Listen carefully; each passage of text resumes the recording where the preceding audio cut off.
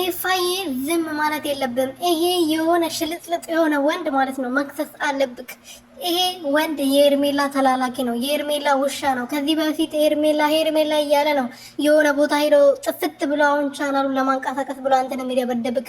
ስለዚህ አንተ ዝም ማለት የለብህም። አንተ መተታም ነህ ካለክ መተተኛ እሱ ራሱ ነው። መተትን የሚያውቀው የሚያደርገው ነው። ገባችሁ አይደለ? ስለዚህ እዛ እንደዚህ አድርጎ ዝም ማለት የለባችሁም። እናንተ ናችሁ ራሳችሁን እያስናቃችሁ ያላችሁት። እናንተ ናችሁ። ሩትዬ ያኔ አብርሃም ኤርሜላ ጠፍታ ያ ሁሉ ስሟ ጠፍታ ዝም አለች። ለዛ ነው ዛሬ እንደዚህ እነዛ እይተን ተከተከባቸው ያሉት። ስለዚህ አንተም ደግሞ ማድረግ ያለብን ነገር ማድረግ አለብህ። እንደዚህ ተደብድቦ ዝም ማለት የለብህም። ገባ አይደለ? አብርሃም ወንድምክ ነው። እነሱ ከአብርሃም ወይም ደግሞ ከአንተ በላይ ለአብርሃም አስቦ አይደለም ዛሬ እንደዚህ የሚያሽቃብጡት ሁላቸው ማለት ነው። አንተ ነክ ስጋው፣ አንተ ነክ ብዙ ነገር አብሎ ያሳለፋችሁት። እንደ ቅድም ማየት የለባችሁም ይሄን ነገር ማለት ነው። ገባችሁ አይደለ?